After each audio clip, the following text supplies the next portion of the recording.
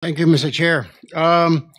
For pickup, kay Engineer Dakay, alam nyo, Engineer Dakay, kung gugustuhin, may pamamaraan. It says in Section 29, Republic Act number 4566, pwede po kayo mag-imbestiga at gumawa po ng action, suspension, revocation of license kung meron po mga report. Tama po? Yes, Your Honor. All right. So, nasa inyong kamay kung pwede nyong i-revoke. Hindi po ba kayo nag-iimbestiga na maaring yung ilang mga tao ninyo ay naareglo at nababayaran kaya bigay na lang na lisensya? Take the case po dito sa Diskaya. 3 na po ang kumpanya, isa lang may-ari.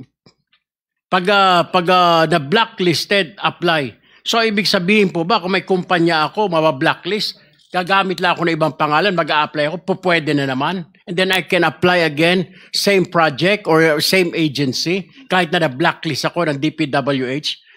Ganun po ba? You tell me. No, Your Honor.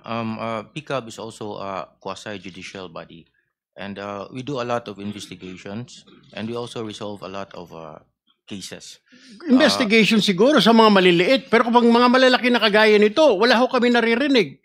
Bakit 15 po sila na nagkunsabahan, binulsa yung pera ng bayan, 1.3 trillion, wala tayong narinig. Ngayon, nandito kayo, nagpapaliwanag, sasabihin nyo, meron kayong quasi-judicial. Nasaan yung quasi-judicial? Bakit yung pinayagan nangyari?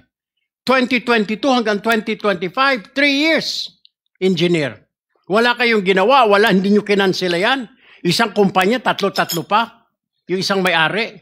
Wala kayong ginawa. Ngayon, pinapakita yung sa amin dito na meron kayong ganito, meron kayong nasaan yun sinasabi mo? 3 years. I understand very well your concerns, Your Honor, and I appreciate that very much.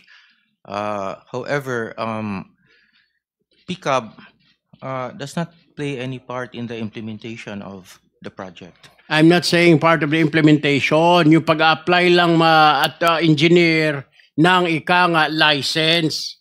Kasi pag na-blacklist yung, gano'n naman ho, hindi nyo ba alam na gano'n ang kalakaran ngayon? Or you don't have any idea na pag na-blacklist itong kumpanya na ito, gagamit ng ibang kumpanya o magbubukas ng ibang kumpanya. Alam nyo ho ba yun? Hindi. You know that, right? We hear that every now and then, Your Honor. You hear that, but you don't investigate. Na pag na-blacklist ng DPWH o ng kung anong ehensya, papalit ng pangalan or tatayo ng pangalan para makapasok ulit. Actually, Your Honor, when a company is blacklisted by any government agency, then we actually suspend their licenses. Well, hindi ko maintindihan na engineer, wala naman po na suspend sa 15 na yan eh, di po ba? Wala ho kayo, hindi ko alam kung nagtatanga-tangahan kayo, hindi nyo alam trabaho o natapalan lahat ng mga mata ninyo ng salapi, kaya ho ganon.